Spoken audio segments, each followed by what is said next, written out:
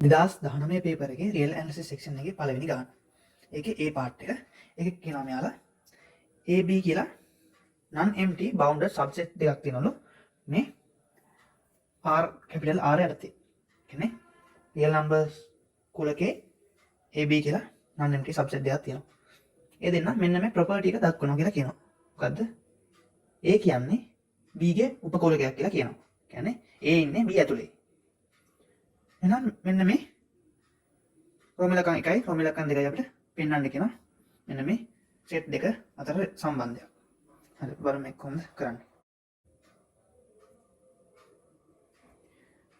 එයාලා කියනවා මේ A, B දෙන්න non empty subset දෙකක් අසමානයි නම් අපි ශූන්‍ය කුලකයට ඒ දෙන්න අසමානයි.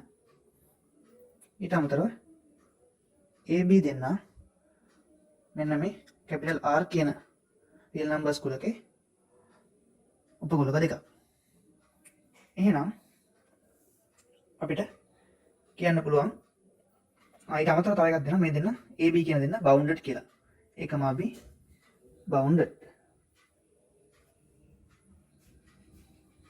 එහෙනම් bounded කියන කියන්න පුළුවන් upper bound එකකුයි lower bound එකකුයි තියෙනවා කියලා.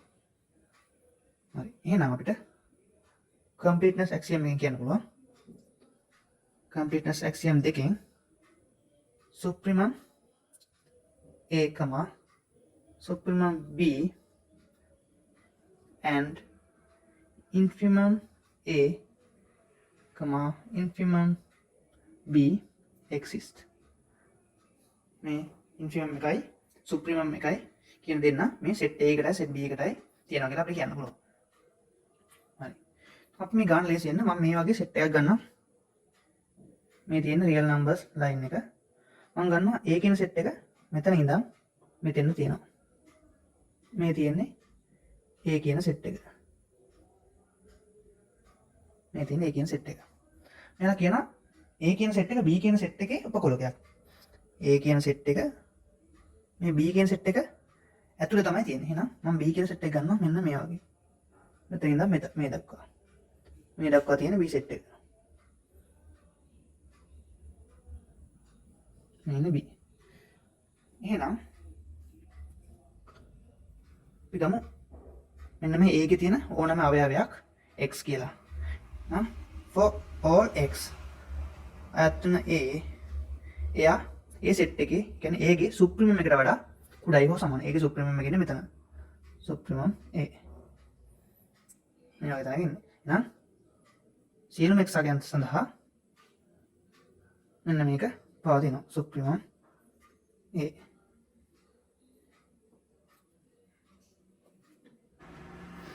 එතකොට මේ B කියන සෙට් එක සැලකුවොත් මේක සුප්‍රීමම් එක තියෙන්නේ මේ වගේ තැනක. සුප්‍රීමම් B. එහෙනම් මේ සුප්‍රීමම් B කියන එක මේ A කියන සෙට් එකට upper bound එකක් වෙනවා.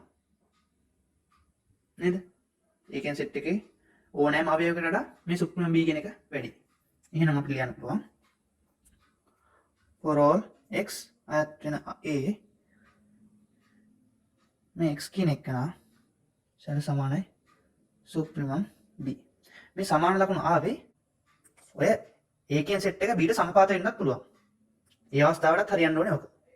මේ A කියන සෙට් එක B ට සමපාත වෙන්නත් පුළුවන්. හරි. එහෙනම් මේ සමාන ලකුණු දාන්න පුළුවන්. හරි. එහෙනම් අපි මෙන්න මේ පළවෙනි එකයි දෙවෙනි එකයි එකතු කරමු. දෙක එකතු කරපුවාම 1 ධන 2 2යි x කියන එක කුඩා හා සමානයි සුප්‍රීමම් A ධන සුප්‍රීමම් B. x තනි කරලා ලියුවොත් එහෙම සුප්‍රීමම් A ධන සුප්‍රීමම් B බෙදීම 2. ඔන්න ඔක එනවා. එතකොට මේ for all x අවයවයක් A මේ සඳහා තමයි මේ ලියන්නේ. එහෙනම් මේකෙන් ඇවිල්ලා දෙන්නේ මොකද්ද? මේ සියලුම x අගයන් සඳහා x අගයන් කියන්නේ මේ A කියන කුලකේ ඉන්න අවයවයක්. මේ A කියන කුලකේ ඉන්න ඕනෑම අවයවයක් සඳහා මෙන්න මේක හරි. ඒ කියන්නේ මෙන්න මේ ප්‍රකාශනයට වඩා මෙන්න මේ පදයට වඩා A කුලකේ ඉන්න අවයව කුඩායි හෝ සමානයි. එහෙනම් අපිට ඒකෙන් ලියන්න පුළුවන් මෙන්න මෙයා අපර් බවුන්ඩ් එකක් කියලා ඒ කුලකේ. නිසා සුප්‍රිමම් A plus සුප්‍රිමම් B තීම දෙක is an upper bound of set A. ඒකෙන් set එක upper bound එකක් කියලා ඉවරයි. එහෙනම් අපිට ලියන්න පුළුවන් ඒකෙන් set එකේ සුප්‍රිමම් එකට වඩා මෙන්න මේ upper bound එක විශාලයි හෝ සමානයි. මොකද සුප්‍රිමම් එක කියන්නේ මොකක් හරි set එක least upper bound එක. කියන්නේ අඩුම upper bound එක තමයි සුප්‍රිමම් එක කියන්නේ. එහෙනම් මේ අපි මොකක් හරි හොයාගන්න upper bound එකකට වඩා සුප්‍රිමම් එකේ set එකේ කුඩා හෝ සමාන වෙන්න පුළුවන්. එහෙනම් අපි කියනවා සුප්‍රිමම් A තන සුප්‍රිමම් B බෙදීම 2. මේක හරස්කුණු කරලා සුළු කරපුවාම අපිට එනවා සුප්‍රිමම් A කුඩායි හෝ සමානයි සුප්‍රිමම් B. හරි. මේක නේද අපිට පෙන්වන්න කියන්නේ. හරි. මේ තමයි අපිට ඕනේ උත්තරේ. ඒක රෝම ඉලක්කම් 2. ඒක හදන්න අපි ආයෙත් මේ වගේ කලින් ගත්තා වගේ සෙට් එකක් ගන්නවා. මේ කියන්නේ A කියන සෙට් එක, මේ කියන්නේ B කියන සෙට් එක. හරි. එතකොට A කියන සෙට් එකේ ඉන්ෆිමම් එක මේ වගේ තැනක ඉන්ෆිමම් A B කියන සෙට් එකේ ඉන්ෆිමම් එක ඉන්නේ මෙන්න මේ වගේ තැනක. අපිට ලියන්න පුළුවන් නම් for all x මේ x කියලා මම ගන්නෙ මේ A කියන සෙට් එකේ ඕනෑම අවයවයක් for all x අයත් වෙන A සඳහා මේ x කියන එක විශාලයි හෝ සමානයි ඉන්ෆිමම් A. මොකද A කියන සෙට් එකේ ඕනෑම අවයවයක් ඒ සෙට් එකේ ඉන්ෆිමම් එකට වඩා විශාලයි හෝ සමානයි වෙන්න පුළුවන්. හරි. ඊට පස්සේ අපි මේ B කියන සෙට් එක සැලකුවොත් එහෙම B කියන සෙට් එකේ තියෙන ඉන්ෆිමම් එක කියන්නේ මේක මේ A කියන සෙට් එකේ ඕනෑම අවයවයකට වඩා කුඩායි හෝ සමානයි. එහෙම නේද මේ තියෙන B කියන සෙට් එකේ ඕනෑම අවයවයක් මේ තැන් වල තියෙන මේ. එහෙනම් ඒවට වඩා මේ ඉන්ෆිමම් එක මෙතනදී නම් කුඩායි. හැබැයි අපි මේ සෙට් එක ගත්ත විදිහටනේ. එහෙනම් මේක සමාන වෙන්නත් පුළුවන්. එහෙනම් කියන්න පුළුවන් අපිට for all x අයත් වෙන A x කියන එක නා කුඩායි හෝ සමානයි ඉන්ෆිමම් B කියලා. මේ සමාන ලකුණ ආවේ මේ සම්පාතනෙ හින්දා. දැන් මේකේ තියෙන දේ ලියවනම් මේ සමාන ලකුණ එන්නේ නැහැ. සාධාරණ ලියන හින්දා සමාන ලකුණ දාන්න පුළුවන් අපිට. ඊපස්සේ මේ 1 2 ප්‍රකාශන දෙක එකතු කරමු. තන 2. අන්න එකෙන් එනවා for all x තන A 2x විශාලයි හෝ සමානයි ඉන්ෆිමම් A ධන ඉන්ෆිමම් B කියලා. x උක්ත කරපුවාම x කියන එක විශාලයි හෝ සමානයි ඉන්ෆිමම් A ධන ඉන්ෆිමම් B බෙදීම 2. ඔක ප්‍රකාශනය අපිට එනවා. මේ ඇවිල්ලා තියෙන්නේ මොකද්ද? A කියන සෙට් එකේ මේ තියෙන x කියන්නේ A කියන සෙට් එකේ ඕනෑම අවයවයක්. එහෙනම් මේකෙන් ඇවිල්ලා තියෙන A කියන සෙට් එකේ ඕනෑම අවයවයක් මෙන්න මේ අගයට වඩා විශාලයි හෝ සමානයි. A කියන සෙට් එකේ ඕනෑම අවයවයක් මේ අගයට වඩා විශාලයි හෝ සමානයි. එහෙනම් අපිට කියන්න පුළුවන් මෙන්න මේ ප්‍රකාශනය ඉන්ෆිමම් A ධන ඉන්ෆිමම් B කියන්නේ ඉන්ෆිමම් A ධන ඉන්ෆිමම් B බෙදීම 2 කියන්නේ මෙන්න මේ A කියන සෙට් එකේ lower bound එක. So, is a lower bound. එහෙනම් අපිට ලියන්න පුළුවන් මේක lower bound එකක් නම් lower bound of මේ A කියන සෙට් එකේ lower bound of A. එහෙනම් අපිට මේ A කියන සෙට් එකේ ඉන්ෆිමම් එකට වඩා මේ A කියන සෙට් එකේ lower bound එකක් කුඩායි හෝ සමානයි කියලා ලියන්න පුළුවන්. ඉන්ෆිමම් A කියන එක කියන්නේ A කියන සෙට් එකේ ඉන්ෆිමම් එක විශාලයි හෝ සමානයි. මොකද ඉන්ෆිමම් එක කියන්නේ එතකොට A කියන සෙට් එකේ ඉන්ෆිමම් එක කියන්නේ maximum අපර් බවුන්ඩ් එක. කියන්නේ වැඩිම අපර් බවුන්ඩ් එක තමයි ලොකුම අපර් බවුන්ඩ් එක තමයි මේ ලොකුම ලෝවර් බවුන්ඩ් එක තමයි මේ ඉන්ෆිනිමම් එක කියන්නේ. එතකොට අනිත් ලෝවර් බවුන්ඩ් මේ අපි හොයාගන්න එක ඊට අඩු හෝ සමාන අගයක් වෙන්න පුළුවන්.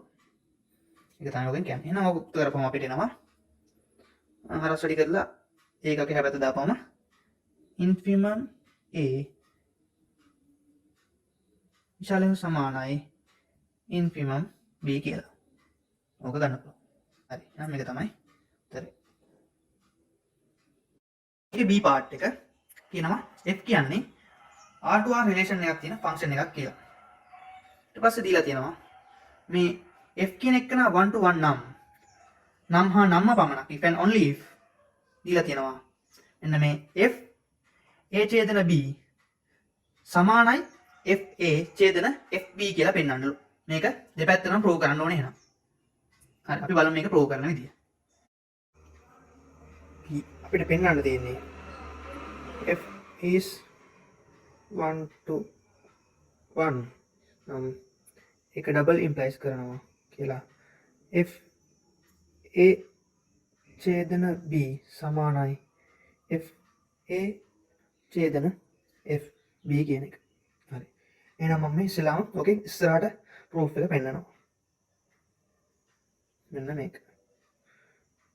so අපි දන්නවා f is 1 to 1 1 to 1 ඔක දන්නවා.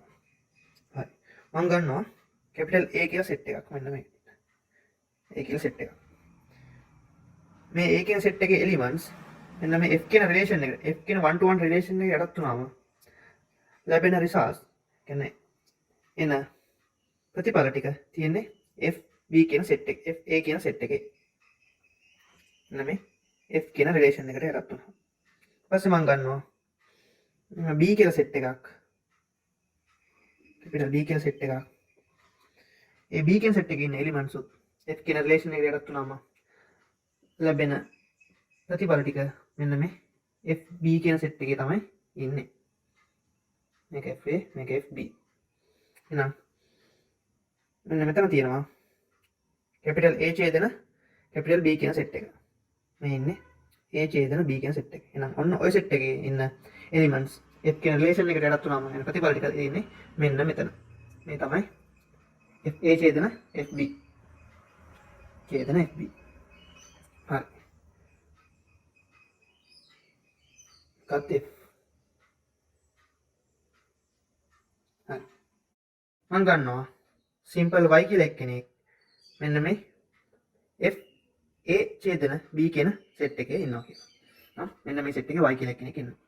ඒක අපි දන්නවා මේ F කියන රිලේෂන් එකෙන් y කියලා එක්කෙනෙක් එන්න නම් A ඡේදන B කියන සෙට් එකේ ඊට අනුරූප එක්කෙනෙක් ඉන්න ඕනේ. මම ගන්නවා එහෙනම් එම නිසා there exists x A ඡේදන B කියන සෙට් එකේ such that එයා ඉන්නේ y සමානයි fx වෙන විදියට. x කියලා කෙනෙක් ගන්නවා මම මෙන්න මේ සෙට් එක. y සමානයි fx වෙන විදියට. එහෙනම් මට ලියන්න පුළුවන් x කෙනෙක් කන අයත් a ඡේදන b කියලා. ඕක ඉම්ප්ලයිස් කරනවා x කෙනෙක් කන අයිති මෙන්න මේ කැපිටල් a කියන සෙට් එකට සහ and x කෙනෙක් කන අයිති කැපිටල් b කියන සෙට් එකට. මේ x කෙනෙක් කන කැපිටල් a ටත් අයිති x කෙනෙක් කන කැපිටල් b ටත් අයිති. හරි. නම් ඊට පස්සේ ආය අපි මේ f කියන රිලේෂන් එක වෙන වෙනම දාලා ලියමු. fx කෙනෙක් කන අයත් වෙනවා මෙන්න මේ fa කියන සෙට් එකේ. ඒ වගේම fx කෙනෙක් කන අයත් වෙනවා කැපිටල් fb කියන සෙට් එකට. නේ අපි fx කියලා ගත්තේ y ට. එහෙනම් y කියන එක නම් අයිති fa ගෙත් fb ටත් දෙන්නටම අයිති. එහෙනම් ඔකෙන් අපිට කියන්න පුළුවන් fx කියන එක නම් අයිති මෙන්න මේ කැපිටල් සිම්පල් fa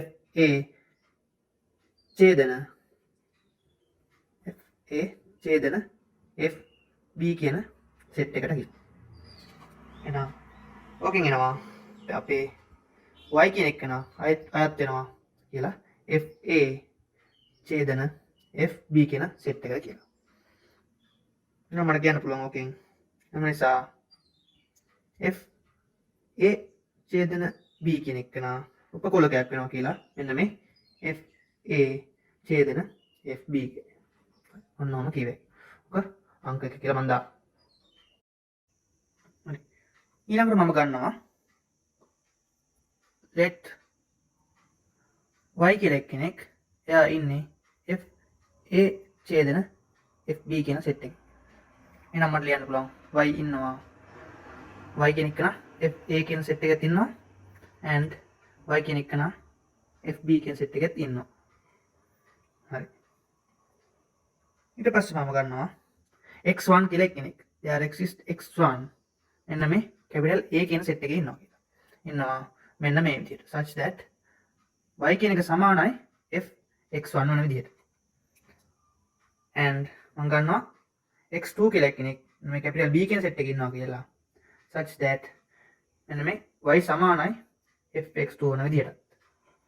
හරි දැන් අපි දන්නවා අපේ මේ f කියන රිලේෂන් එක 1 to 1 රිලේෂන් එකක්. f කියන ෆන්ක්ෂන් එක 1 to 1 ෆන්ක්ෂන් එකක්. එහෙනම් අපිට කියන්න පුළුවන් එන්න මේ f(x1) සමානයි f(x2) සමානයි y වන හින්දා අපිට කියන්න පුළුවන් මෙන්න මේ x1 සමානයි x2 කියලා. ඕක ආවේ මෙන්න මේ අපේ f කියන ෆන්ක්ෂන් එක 1 to 1 හින්දා. since f is 1 to 1. හරි එහෙනම් මම මේ x1 x2 කියන එක සමානයි x කියලා ගන්නවා. හරි එහෙනම් මට ලියුව හැකි there exists x at a such that y කියන එක සමානයි f(x) වන විදිහට සහ and there exists x at b such that මේ y කියන එක සමානයි f(x) වන විදිහට. හරි එහෙනම් මට ඔය දෙකෙන් ඕකෙන් කිව්ව හැකි මෙන්න මේ අපේ x කියන එක අවයවයක් වෙනවා එයා අයත් වෙනවා a capital A ඡේදන b කියන සෙට් එකට කියලා. නම් මට කිව්ව හැකි fx කියන එක අයත් වෙනවා f a ඡේදන b කියන සෙට් එකට. ඕකෙන් කියන්න පුළුවන් මට මෙන්න මේ y කියන එක අයත් වෙනවා f a ඡේදන b කියන සෙට් එකට. ඒ හින්දා මට ලියව හැකි සා f a ඡේදන f b කියන සෙට් එක උපකලකයක් වෙනවා කියලා මෙන්න මේ f a ඡේදන b කියන සෙට් එකේ නා ඕකම නම්බර් 2 කියලා ගන්න. එහෙනම් මට කියව හැකි මේ නම්බර් 1 ගෙනුයි මෙන්න මේ නම්බර් 1 ගෙනුයි නම්බර් 2 ගෙනුයි මට කියව හැකි from 1, 2 මෙන්න මේ f a ඡේදන b කියන එක සමානයි f a ඡේදන f b කියලා. ඔන්න කිව්ව එක. එහෙනම් අපි ඔක ඉස්සරහට ඔප්පු කරලා පෙන්නමු. හරි ඊළඟට අපි ඕකේ ආපස්සට තියෙන ප්‍රූෆ් එක බලමු. ප්‍රූෆ්. හරි. මම ඩිෆයින් කරනවා සෙට් එකක් capital A කියලා මෙන්න මේ x1 කියන එක අඩංගු වෙන විදිහට. ඊට පස්සේ මම ඩිෆයින් කරනවා capital B කියලා සෙට් එකක් මේ x2 කියන එක අඩංගු වෙන විදිහට.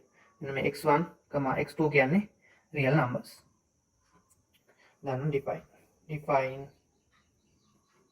හරි ඊළඟට මට ලියව හැකි fa කියන සෙට් එක මෙන්න මේ විදිහට. fa කියන්නේ මෙන්න මේ capital A කියන සෙට් එක f කියන රිලේෂන් එකට යටත් වුණාම එන ප්‍රතිඵල අඩංගු සෙට් එක. එහෙනම් මෙන්න මේ x1 කියන එක f කියන රිලේෂන් එකට යටත් වෙනවා. f x1 කියන එක එනවා. fb ට එනවා f x2 කියලා. හරි මම ගන්නවා මෙන්න මේ fx1 කියන එක සමානයි fx2 කියලා. fx1 සමානයි fx2 කියලා. ඊළඟට මම දන්නවා මෙන්න මේ අපේ කලින් ගත්ත ප්‍රතිඵලය නම් අපි යන්නේ ආපස්සට ඔප්පු කරන්න. එහෙනම් මම ළඟ තියෙනවා මෙන්න මේක fa ඡේදන b සමානයි fa ඡේදන fb කියලා. නම් ඕක මම ළඟ තියෙනවා. නම් ඕකේ මට ලියව හැකි fa ඡේදන b කියන එකට මෙන්න මෙයාලා ආදේශ කරලා fa කියන එකට ලියව හැකි fx1 ඡේදන fx2 කියලා. නම් මම ලියව හැකි. දැන් මේ ඔය සෙට් එකේ ඉන්න fx1 උයි fx2 උයි එකිනෙකට සමානයි. එහෙනම් ඔය සෙට් එකේ ඡේදනයක් තියෙනවා. එහෙනම් අපිට ලියන්න පුළුවන් ඕක ඉම්ප්ලයිස් කරනවා fa ඡේදන b කියන එක අසමානයි non empty සෙට් එකට. මොකද හේතුව fx1 කියන එක සමානයි fx2. ඔන්න ඔකයි හේතුව. එහෙනම් මට ලියව හැකි කැපිටල් A ඡේදන B කියන සෙට් එක අසමානයි මෙන්න මේ non empty සෙට් එක. ඕකේ මට ලියව හැකි සෙට් මෙන්න මේ සෙට් A කියන එක ආදේශ කරලා x1 කියන සෙට් එක ඡේදනය මෙන්න මේ B කියන සෙට් එකේ x2 එයාගේ ඡේදනයත් අසමානයි මේ non empty සෙට් එක. අභිශෝණය කළ කියලා සමානයි. එහෙනම් ඕක වෙන්න නම් මෙන්න මේ x1 කියන එක සමාන x2 වෙන්න. මොකද ඔය සෙට් එකේ ඉන්නේ මේ සෙට් එකේ ඉන්නේ එක එලිමන්ට් එක. මේ සෙට් එකේ තියෙන එක එලිමන්ට් එක. එහෙනම් ඔය දෙකේ ඡේදනයක් තියෙන්න නම් ඔය x1 x2 දෙන්න එකිනෙකට සමාන වෙන්න ඕන. හරි. එහෙනම් අපිට ඕකෙන් කියන්න පුළුවන් f x1 සමානයි f x2 වෙද්දී මෙන්න මේ x1 කියන එක x2 ට සමාන වෙනවා. එම නිසා ලියන්න පුළුවන් f is 1 to 1. ඔන්න ඔක ලියන්න. ඒක C part එක දීලා තිනවා let f and g be real valued function defined on R. f r g කියන්නේ මෙන්න මේ R කියන සෙට් එකේ define කරලා තියෙන real valued functions දෙකක් කියලා කියනවා. ඊට පස්සේ මෙන්න මෙහෙම ඔයාලා limits දෙකක් දීලා මෙන්න මෙහෙම limits x a ට යද්දී fx කියන එක සමානයි l කියලා සහ limits x a ට යද්දී gx කියන එක සමානයි m කියලා දීලා තියෙනවා. දීලා අපිට prove කරන්න කියනවා limit x a ට යද්දී fx වතාවක් gx කියන එකේ limit එක සමානයි lm කියලා. මේ lm කියන්නේ real value real numbers. හරි. බලමු ඒක කරන විදිය. මේක C part එක. දීලා තියෙන limit එක තමයි limit x a ට යද්දී fx කියන එක සමානයි l කියලා සහ limits x a ට යද්දී gx කියන එක ලිමිට් එක සමානයි m කියලා. නම් මුලින්ම ওই දෙකේ ඩෙෆිනිෂන් එක ලියලා දෙමු. මම ගන්නවා let epsilon කියන කෙනෙක් විශාලයි බිඳුව වෙන විදියට. මේ පළවෙනි එකට මම දානවා ලිමිට් ඩෙෆිනිෂන් එක for all epsilon විශාලයි බිඳුවයි. there exist මම ගන්නවා delta 1 කියලා කෙනෙක් බිඳුවට වඩා විශාල වෙන විදියට. for all x such that බිඳුවට වඩා විශාලයි මාපාංක x වෙන a එක කුඩයි delta 1ට වඩා එයා ඉම්ප්ලයිස් කරනවා f මාපාංක fx වෙන l කෙනෙක් කන කුඩයි epsilon කියලා. තමයි මේ පළවෙනි ලිමිට් එකේ ඩෙෆිනිෂන් එක. ඔව්. ඊපස්සේ මේ රෝම ඉලක්කම් දෙකෙන් දාපු ලිමිට් එකේ ඩෙෆිනිෂන් එක ලියමු. for all epsilon විශාලයි බිඳුවයි there exist delta 2 කියලා එකක් ගන්නවා බිඳුවට වඩා විශාල වෙන විදිහට. ඊපස්සේ for all x such that බිඳුවට වඩා විශාලයි මාපාංක x වෙන a කුඩයි delta 2 කියන එක ඉම්ප්ලයිස් කරනවා g මාපාංක gx වෙන m කුඩයි epsilon කියලා. හරි. ඔන්න ඔය දෙක තමයි මේ අපිට දීලා තියෙන ලිමිට්ස් දෙකේ ලිමිට් ඩෙෆිනිෂන් දෙක. හරි. ඊට පස්සේ අපිට පෙන්වන්න කියනවා මෙයාලා limits x a ට යද්දී fx වතාවක් gx කියන එකනාගේ ලිමිට් එක සමානයි l වතාවක් m ට. ඕකේ ලිමිට් ඩෙෆිනිෂන් එක කියනවා for all epsilon විශාල බිඳුවයි. there exists delta විශාල බිඳුවයි. for all x such that බිඳුවට විශාලයි x වෙන a සහ මේ delta කියන එක නා කුඩයි මාපාංක x වෙන a වෙද්දී එයා ඉම්ප්ලයිස් කරනවා මාපාංක fx වතාවක් gx වෙන lm කියන එක නා කුඩයි epsilon කියලා. එහෙනම් මෙන්න මේ delta epsilon definition එක පෙන්න ගත්තා නම් මම කියන්න පුළුවන් මෙන්න මේ limit එක exist වෙනවා කියලා. හරි. අපි බලමු ඔක කරන විදිය. මම පටන් ගන්නවා මේක මෙන්න මෙයාගේ මාපාංක fx වතාවක් gx ඍණ lm. මෙන්න මෙයාගේ මම පටන් ගන්නවා. මෙයා සමානයි මට ලියන්න පුළුවන් මාපාංක fx වතාවක් gx දානවා ඍණ lgx l වතාවක් gx.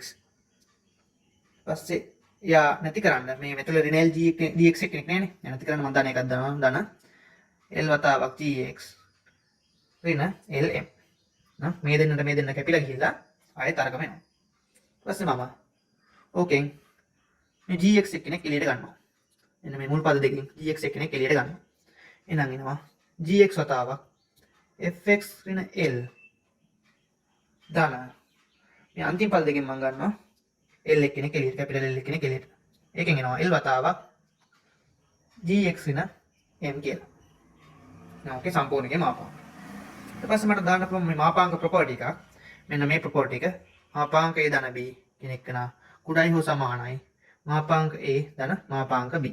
ඔන්න ඔය ප්‍රොපර්ටි එක දානවා. හරි. එහෙනම් මට එනවා ඕක විශාලයි හෝ සමානයි. මෙන්න මේ මාපාංකත් මම වෙන වෙනම දාලා ලියනවා. මාපාංක gx තාවක් මාපාංක fx ඍණ l ධන මාපාංක l වතාවක් මාපාංක gx ඍණ m කියලා. ඔන්න ඔය විදිහට එනවා. හරි. ඔක මම නම්බර් 1 කියලා දාලා. මම දැන් කරන්න යන්නේ මේ gx කියන එක න මාපාංක gx කියන එක න කොහොම හරි ක්‍රමයකින් අයින් කරගෙන මෙන්න මේ සම්පූර්ණ පද දෙක මේක එප්සයිලන් බෙදීම දෙකක් වෙන විදිහට මේක එප්සයිලන් බෙදීම දෙකක් වෙන විදිහට හදාගෙන මේ සම්පූර්ණ එක කුඩායි එප්සයිලන් කියලා හදාගන්න. හරි. බලමු අපි ඒක කරන විදිහ.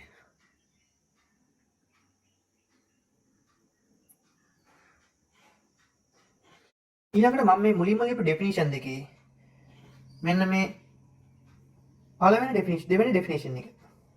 මේක මම A කියලා දාගන්න. මේක B කියලා ගන්නවා. මෙන්න මේ B කියන ඩෙෆිනිෂන් එකේ එප්සයිලන් එක මම එකට සමාන කරලා ලියනවා. එප්සයිලන් සමාන 1 කියලා ගන්න. එහෙනම් එහෙම වෙද්දී මේ ඩෙල්ටාගේ ඩෙල්ටා 3 කියලා මම ගන්නවා. එනවා net epsilon equals 1. ඩෙල්ටාගේ වෙන්නේ ඩෙල්ටා 3 එතකොට. එහෙනම් ඒක ලියනවා බින්දුවට වඩා විශාලයි x වෙන ඒගේ මාපාංකය කුඩායි ඩෙල්ටා 3. ඕක වෙද්දී යා ඉම්ප්ලයිස් කරනවා මාපාංක gx ඍණ m කෙනෙක් න කුඩායි 1යි කියලා. ඊට පස්සේ ඔකම තවත් සුළු කරනවා. ඔක සුළු කරන්න මම මේ මාපාංක වල තියෙන ප්‍රොපර්ටි එක පාවිච්චි කරනවා. මොකද්ද ප්‍රොපර්ටි එක? මාපාංක a ඍණ b කෙනෙක් න කුඩායි හෝ සමානයි මාපාංක a ඍණ මාපාංක b කියලා ගන්න. ඔන්න ඕක තමයි ප්‍රොපර්ටි එක පාවිච්චි කරන්නේ. මට ලියන්න පුළුවන්. ඕක ඉම්ප්ලයිස් කරනවා මාපාංක gx ඍණ මාපාංක m කුඩායි 1යි කියලා. ඊපස්සේ මාපාංක m එක මට ගෙනිල්ලා එහා පැත්තට ලියන්න පුළුවන්. මාපාංක gx කියන එක කුඩායි මාපාංක m ධන 1යි කියලා. හරි. එහෙනම් ඕකාවට පස්සේ මට මේ අංක 1 කියන ඩෙෆිනිෂන් අංක 1 කියන ඉනීක්වලිටි එකකින් මෙන්න මේකෙන් මට ලියන්න පුළුවන් මේ මාපාංක gx කියන එක න අයින් කරලා. එහෙනම් ඒක මම පල්ලෙන් ලියනවා. from number 1 මාපාංක fx වතාවක් gx කියන එක න ඍණ lm ලියනවා. දැන් මෙතන තියෙන්නේ කුඩායි හෝ සමානයිනේ. මෙතන මම ආදේශ කරන්න යන්නේ මේ මාපාංක gx කියන එක න වඩා මේ මාපාංක m ධන එක විශාලයි කියන එක. එහෙනම් ඔය අසමාන මේ ඉනීක්වලිටි එකේ මෙතන ඉනීක්වලිටි එකේ සමාන ලකුණු අයින් වෙනවා. එයා මෙයා කුඩායි මාපාංක m ධන 1 වතාවක් මාපාංක fx ඍණ l ධන මාපාංක l වතාවක් මාපාංක gx ඍණ m. ඔන්න ඕක එනවා. හරි. ඊට පස්සේ මට මෙතන හදා ගන්න ඕනේ දැන් එප්සයිලන් බෙදීම දෙකයි. මෙතන හදා ගන්න ඕනේ එප්සයිලන් බෙදීම දෙක. නම් මම මුලින්ම ගත්ත ඩෙෆිනිෂන් දෙකේ මෙන්න මේක. මෙන්න මේ මාපාංක fx ඍණ l කියන එක නා විශාලයි කුඩායි එප්සයිලන් කියලා ගත්ත එක. මේ එප්සයිලන් වෙනුවට මම දානවා එප්සයිලන් බෙදීම දෙවතාවක් මාපාංක m ධන 1යි කියලා. ඔන්න ඔක ගන්න. නම් ඔක ගත්තාම මෙන්න මෙතන කැපිලා ගිහිල්ලා මාපාංක m ධන 1ට මාපාංක m ධන 1 කැපිලා ගිහිල්ලා එප්සයිලන් බෙදීම දෙකක් එනවා. ඊළඟට මම අපේ මෙන්න මේ කැපිටල් B කියන ඩෙෆිනිෂන් එකේ මෙන්න මේ ඩෙෆිනිෂන් එකේ එප්සයිලන් වෙනුවට මම ලියනවා එප්සයිලන් බෙදීම දෙවතාවක් මාපාංක L ධන 1 කියලා. හරි. මොකද මම එහෙම ලියුවේ කියලා මම පැහැදිලි කරන්න. හරි. මෙතන අපිට මාපාංක L වතාවක් එප්සයිලන් බෙදීම 2යි මාපාංක L කියලා ලියන්න පුළුවන්. එතකොට මේ මාපාංක L ට මාපාංක L කැපිලා ගිහිල්ලා එප්සයිලන් බෙදීම දැන් ගන්නට එනවා. හැබැයි ඔය L කියන්නේ රියල් නම්බර් එකක්. එහෙනම් ඒ රියල් නම්බර් එකක් හින්දා යා L කියන එක න බිඳුවට සමාන වෙන්නත් පුළුවන්. වෙරළත් L බිඳුවට සමාන වුණොත් එහෙම මෙන්න මේ ප්‍රකාශනයේ අර්ථයක් වෙන්නේ නැහැ. ඒ හින්දා මම ඒක නැති කර ගන්න තමයි මෙන්න මෙතන මාපාංක L දන එකක් දැම්මේ. හරි.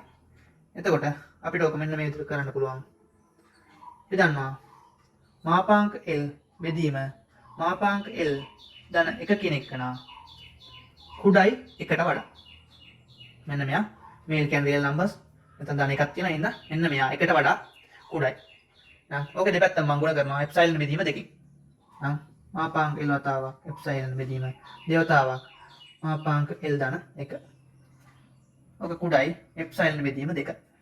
එහෙනම් මේ ප්‍රකාශනයට වඩා එප්සයිලන් බෙදීම 2 කියන එක නා විශාලයි. එහෙනම් මට ලියන්න පුළුවන් මාපාංක fx වතාවක් gx ඍණ lm කියන එකේ මාපාංකය විශාලයි. මෙතනින් එනවා මාපාංක අසුළු කරලා ලිමින යනවා. මාපාංක m ධන 1 වතාවක් එප්සයිලන් වතාවක් 2 වතාවක් මාපාංක m ධන 1 ධන මාපාංක L වතාවක් එප්සයිලන් බෙදීම 2 වතාවක් මාපාංක L ධන 1.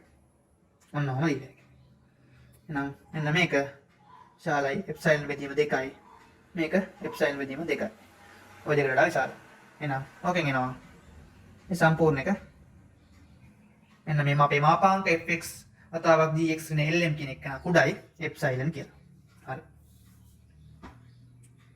ඊට පස්සේ මම මෙන්න මේ විදිහට සාධාරණ ඩෙල්ටා කෙනෙක් ඩිෆයින් කරගන්නවා. ගන්නවා ලේට් ඩෙල්ටා සමානයි කියලා minimum of delta 1, delta 2, delta 3. මෙන්න මේ delta 1, delta 2, delta 3 කියන එකනාගේ කුඩාම යගේට මේ delta කියන එකනා සමාන කරනවා. ඒ සමාන කරන්නේ මොකද? එහෙම වුණාම මේ අපේ capital A කියන එක, capital B කියන එක, මෙන්න මේ capital C කියන ඉක්විවලන්ට් එකක් මේ ඔක්කොටම හරියන විදිහට ඔක්කොම තෘප්ත වෙනවා. එහෙනම් අපි ලියන්න පුළුවන් බිඳුවට වඩා විශාලයි මාපාංක x ඍණ a කියන එක කුඩයි ඩෙල්ටා ඒක ඉම්ප්ලයිස් කරනවා මෙන්න මේ මාපාංක fx ඍණ l කුඩයි එප්සයිලන් බෙදීම 2 වතාවක් මාපාංක m ධන 1 ඕක සහ පස්සේ බිඳුවට විශාලයි x ඍණ a කන කුඩයි එප්සයිලන් ආයි ඉම්ප්ලයිස් කරනවා මෙන්න මේ මාපාංක gx ඍණ m කියන එක කුඩයි එප්සයිලන් බෙදීම දෙවතාවක් මාපාංක L ධන 1යි කියලා. ඊට පස්සේ ආයෙ මෙයා ඉම්ප්ලයිස් කරනවා x ඍණ මාපාංක x ඍණ a කියන එක කුඩයි ඩෙල්ටා. මෙන්න මේ මාපාංක gx ඍණ m කියන එක කුඩයි 1 කියන නා. මෙන්න මේ number 1, number 2, number 3 කියන තුනම සැටිස්ෆයි කරනවා මෙන්න මේ ඩෙල්ටා. එහෙනම් අපිට අවසාන ලියන්න පුළුවන් from 1, 2, 3 බිඳුවට විශාලයි x ඍණ a කියන එක මාපාංකේ කුඩයි එප්සයිලන් කියන එක ඉම්ප්ලයිස් කරනවා මාපාංක fx වතාවක් gx ඍණ lm කියන එක කුඩයි එප්සයිලන් කියලා. හරි. එහෙනම් අපිට ලියන්න පුළුවන් for all epsilon විශාලයි බිඳුවයි there exists delta විශාලයි බිඳුවයි for all x such that බිඳුවට වඩා විශාලයි මාපාංක x ඍණ a කුඩයි ඩෙල්ටා කනා ඉම්ප්ලයිස් කරනවා මාපාංක fx ඍණ මාපාංක fx වතාවක් gx ඍණ lm කෙනෙක් කුඩයි එප්සයිලන් කියලා. එහෙනම් මේ ඇවිල්ලා තින්නේ මෙන්න මේ ලිමිට් එකේ ඩෙල්ටා එප්සයිලන් ඩෙෆිනිෂන් එක. මොකද්ද? ලිමිට් x කියන එක ණයට යද්දී fx වතාවක් gx කියන එක සමානයි lm කියලා. ඔන්න ඔය ලිමිට් එකේ ඩෙෆිනිෂන් එක තමයි අපිට ඇවිල්ලා තියෙන්නේ. එහෙනම් අපිට ප්‍රූව් කරන්න කියලා තියෙන ලිමිට් එක අපි ප්‍රූව් කරමු.